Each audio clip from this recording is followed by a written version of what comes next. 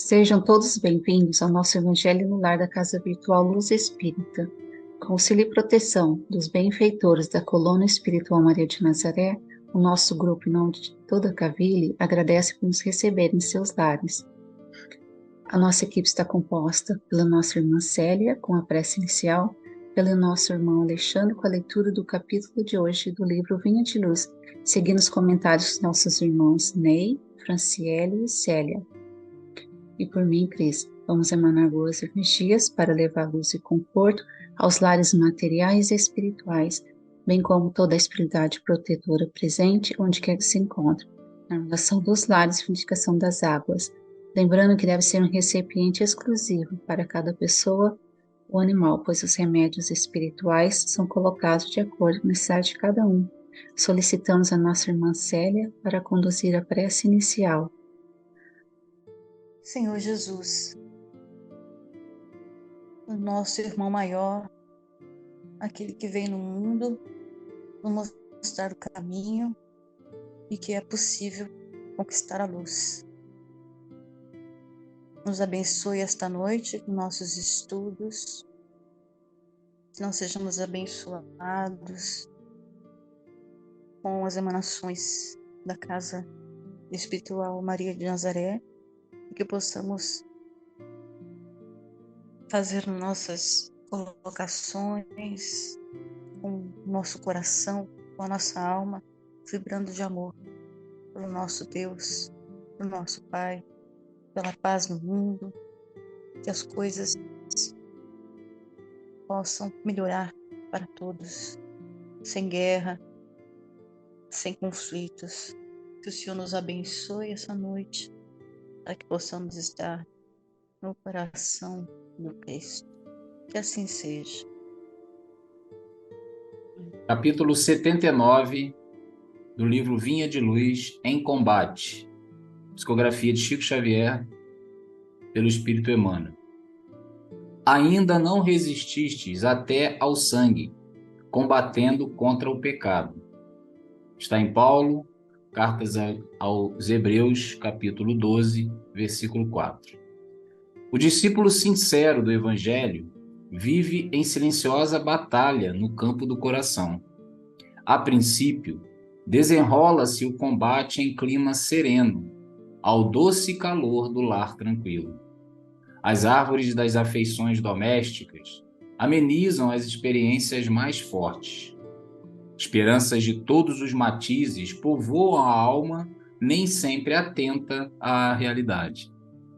Falam os ideais em voz alta, relativamente às vitórias por vindouras. O lutador domina os elementos materiais e não poucas vezes supõe consumado o triunfo verdadeiro. O trabalho, entretanto, continua. A vitória do espírito exige esforço integral do combatente. E mais tarde, o lidador cristão é convidado a testemunhos mais ásperos, compelido à batalha solitária, sem o recurso de outros tempos. A lei de renovação modifica-lhe os roteiros, subtrai-lhe as ilusões, seleciona-lhe os ideais. A morte devasta-lhe o círculo íntimo, submete-o ao insulamento, impele-o à meditação. O tempo impõe retiradas, mudanças e retificações. Muitos se desanimam na grande empreitada e voltam, medrosos, às sombras inferiores. Os que perseverarem, todavia, experimentarão a resistência até ao sangue. Não se trata aqui, porém, do sangue das carnificinas, e sim dos laços consanguíneos que não somente unem o espírito ao vaso corpóreo, como também o enlaçam aos companheiros de séquito familiar. Quando o aprendiz receber a dor em si próprio, compreendendo-lhe a santificante finalidade, e exercer a justiça ou aceitá-la acima de toda a preocupação dos elos consanguíneos, estará atingindo a sublime posição de triunfo no combate contra o mal.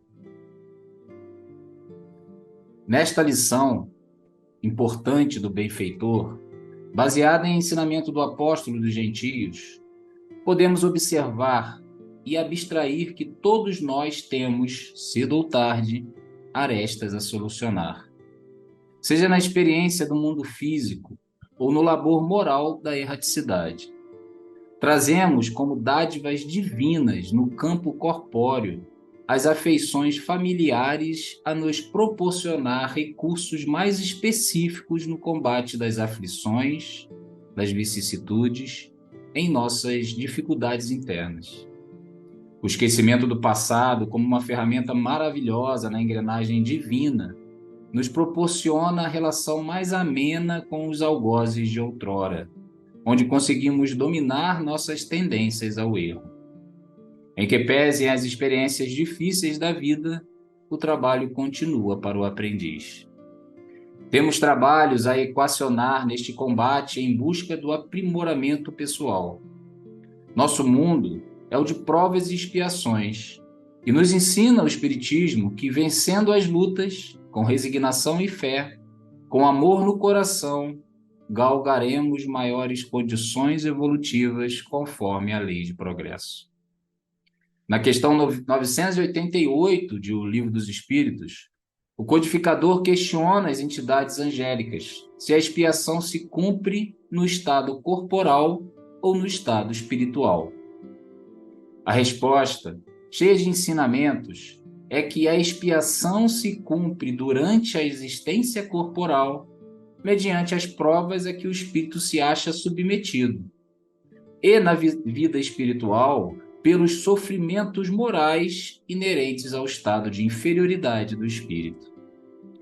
Segundo Miramês, quando a alma passa a vida toda na carne, sob o guante da expiação, sem intervalo para o espírito meditar, essa expiação, por vezes, continua depois do túmulo, pelas linhas morais, amolecendo sentimentos e abrandando o coração. Importante frisar que não se deve desanimar, como menciona Emmanuel. Alguns desanimam e voltam às sombras inferiores por fraqueza moral. Não é o caminho do verdadeiro cristão, que deve resistir, ainda que doa, e vai doer. Mas os recursos com Jesus são enormes e poderosos. Volta a nos ensinar o amigo espiritual Miramês.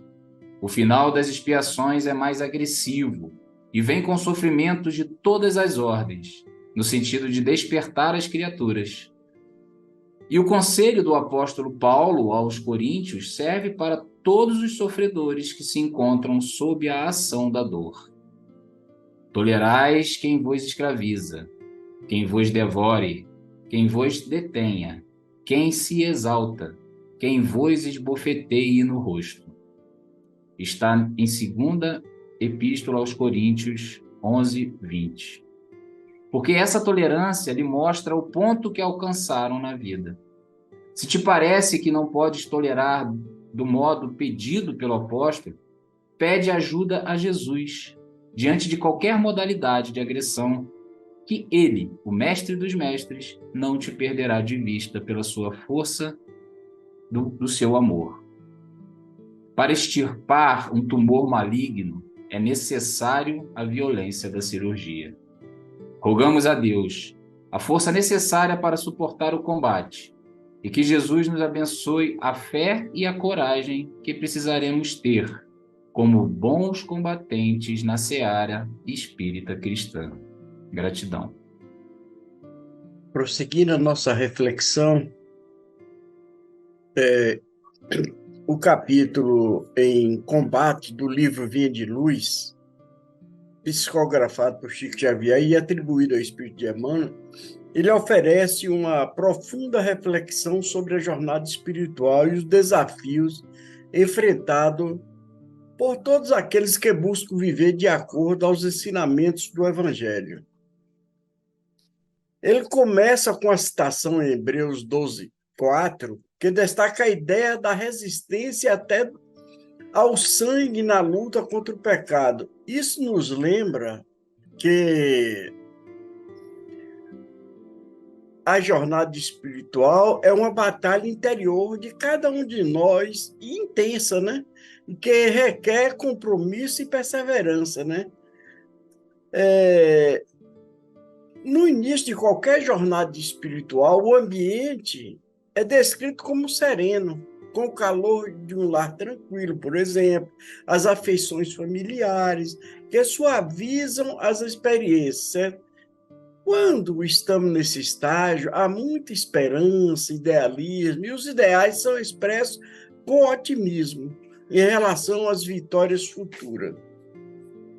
À medida que o tempo vai passando, a realidade se impõe e os desafios se tornam mais intensos e maiores. Os próprios discípulos percebem que a jornada espiritual é uma luta constante que não pode ser superestimada. E, às vezes, o progresso espiritual é confundido com os triunfos materiais, mas o verdadeiro trabalho ele continua no dia a dia de cada um que se propõe a essa tarefa. A mudança, mais tarde, os discípulos podem ser compelidos a enfrentar outros desafios mais ásperos e entrar em uma batalha solitária, sozinhos, certo? Isso tudo pode sensibilizar a nossa necessidade de enfrentar nossos próprios demônios interiores, sem depender das ajudas e suportes externos, porque tudo isso está dentro da lei de renovação, que modifica os caminhos, remove nossas ilusões e redefine todos os nossos ideais. Então, a morte é a transformação, é mencionada como um evento que devasta o círculo íntimo dos discípulos e submete ao isolamento e impulsiona a meditação. Tudo isso serve para todos nós como um lembrete que a vida está em constante transformação e a perda de entes queridos pode ser um teste importante para todos nós em nosso caminho espiritual. Ele destaca que muitos desanimam na jornada espiritual e retornam às suas antigas sombras, né, ao passado, certo? No entanto, todos nós, ou aqueles que persistem, resistem até ao sangue, ou seja, que estão dispostos a sacrificar os laços consanguíneos, as preocupações familiares, em nome de uma busca espiritual. Todos esses alcançarão um triunfo sublime, que é do combate contra o mal, certo? Então, tudo isso é um convite para nós refletirmos sobre a natureza da jornada espiritual, todos os desafios que enfrentamos ao longo do caminho. E também ele nos lembra que a verdadeira vitória espiritual requer o quê? Compromissos, perseverança, em alguns casos a disposição de sacrificar até os laços familiares em nome dos princípios mais elevados. Então, meus irmãos, essa é uma mensagem muito poderosa sobre a importância de continuarmos a busca pela evolução espiritual, mesmo diante das adversidades. Gratidão. Os laços que unem os espíritos não é o laço de sangue, não é o corpo. As verdadeiras famílias são as que se unem pelo amor, pela afinidade de pensamentos e de sentimentos. São as famílias espirituais e que nem sempre estão todas juntas durante uma única encarnação, mas que estão sempre juntas durante a sua vida, que é eterna. Próximos de nós estão as pessoas com as quais temos dívidas, ou aqueles que têm dívidas para conosco, ou ainda aqueles que estão para nos ajudar nos desafios, ou também para serem ajudados por nós.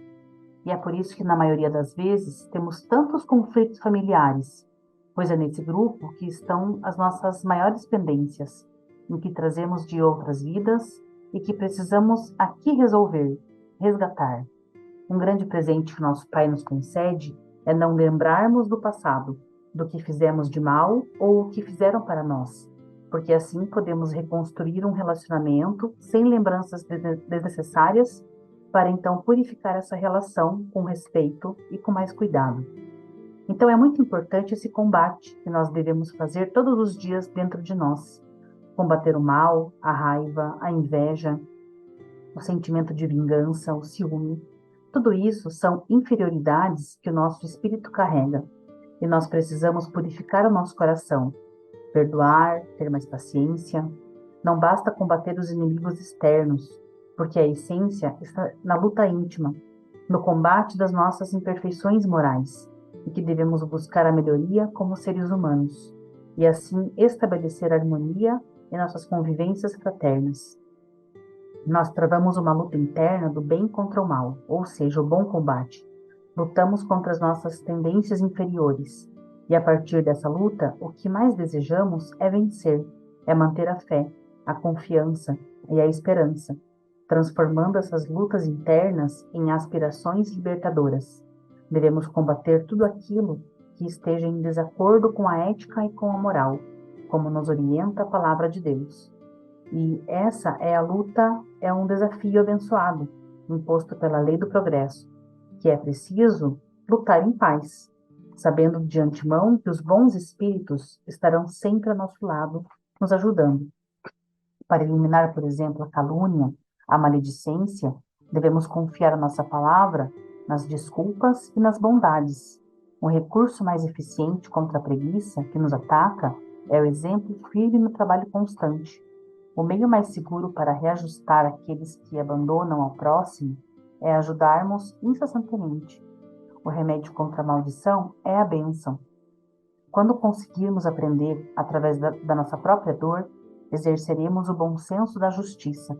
Com certeza, atingiremos uma posição vitoriosa e que precisamos encontrar para combater o mal, que ainda existe em nós. Então, busquemos a Jesus através da prece, através da meditação, e peçamos a Ele a orientação segura para combatermos o mal e a desenvolver o bem que já existe em nós, latente, esperando apenas que nós saibamos desenvolvê-lo e colocá-lo em prática. Que o Mestre Jesus nos abençoe e nos ajude sempre. Que assim seja. Gratidão.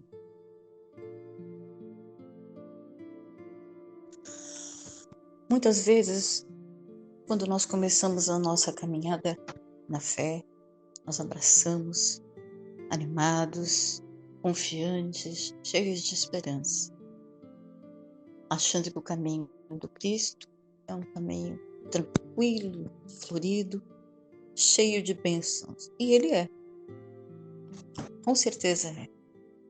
Mas todo o caminho, quando é percorrido, tem obstáculos, tem barreiras, tem pontes. E tudo isso o cristão vai aprendendo, vai observando. Às vezes ele não espera, ele recua, mas com a graça de Deus, uma hora ele retoma seu caminho e segue novamente. Porque a luz do Cristo é muito forte para a gente recuar. A luz do Cristo é muito bonita para a gente ignorar. Ela, quando a gente experimenta, a gente não tem coragem de abandonar de vez. Quando a gente absorve esse desejo, o Evangelho, e começa o caminho de verdade, por mais complicado que ele se torna, nós arranjamos forças e nós caminhamos. E cada provação vai nos fortalecendo, nos ensinando, e são obstáculos que nos fortalecem. A morte é um deles, a doença é outro, e que faz parte de todo ser humano. Nós nascemos e nós partimos.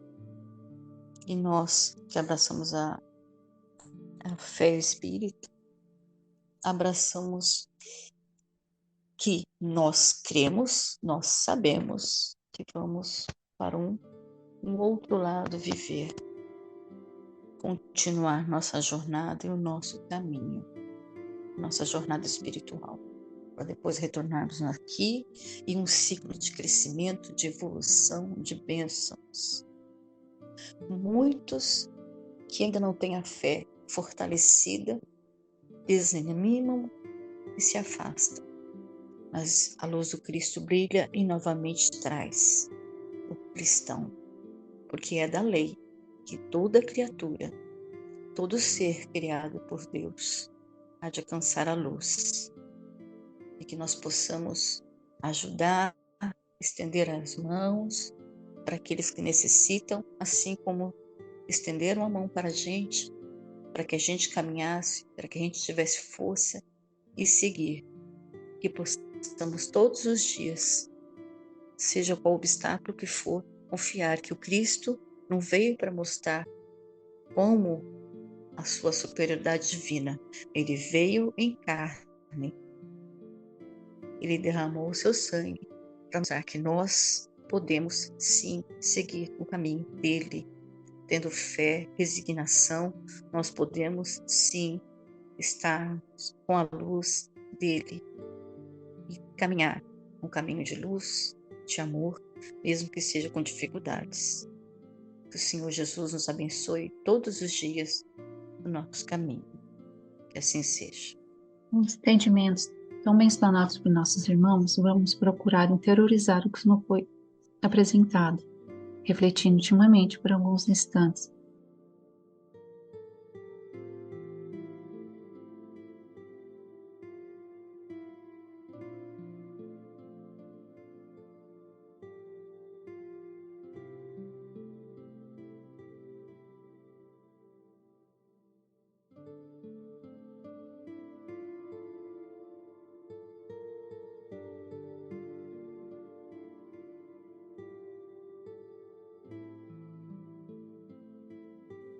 Elevemos os nossos pensamentos a Deus e, com o auxílio dos Espíritos de Luz da Coluna Espiritual Maria de Nazaré, pedimos paz e harmonia para todos que estão conectados conosco neste momento de amor, bem como a emissão de boas energias aos nossos familiares e irmãos encarnados e aqueles que encontram no plano espiritual.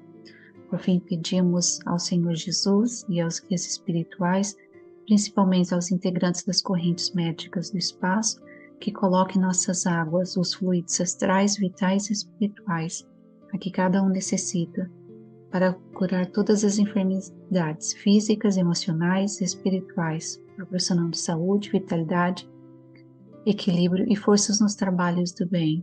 Sendo assim, solicitamos ao nosso irmão Ney para conduzir a prece final. Vamos serenando nossos pensamentos, nossos sentimentos.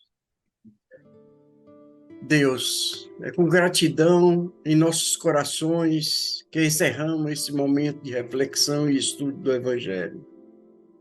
Agradecemos, Senhor, por nos permitir reunir-nos em harmonia e paz para buscar a Tua luz e sabedoria nas palavras de Jesus. Pedimos que as lições e ensinamentos do Evangelho possa iluminar nossos corações e guiar nossas ações no nosso dia a dia. Que possamos viver de acordo com os princípios do amor e compaixão, perdão e serviço aos outros, conforme nos ensinou Jesus. Abençoa nossas famílias, amigos e todos aqueles que estão em nossos pensamentos e corações. Ampara o esposo da companheira Cris, restabelecendo a sua saúde, Pai. Que a paz do Senhor esteja conosco, que possamos compartilhar essa paz com o mundo e ao nosso redor. Principalmente, Senhor Jesus, com o povo de Israel, da Palestina, da Ucrânia, da Rússia. Senhor, tenha misericórdia, querido Mestre. E assim, Pai, encerramos esse encontro, agradecendo a Tua presença e a orientação constante em nossas vidas. Gratidão e amém.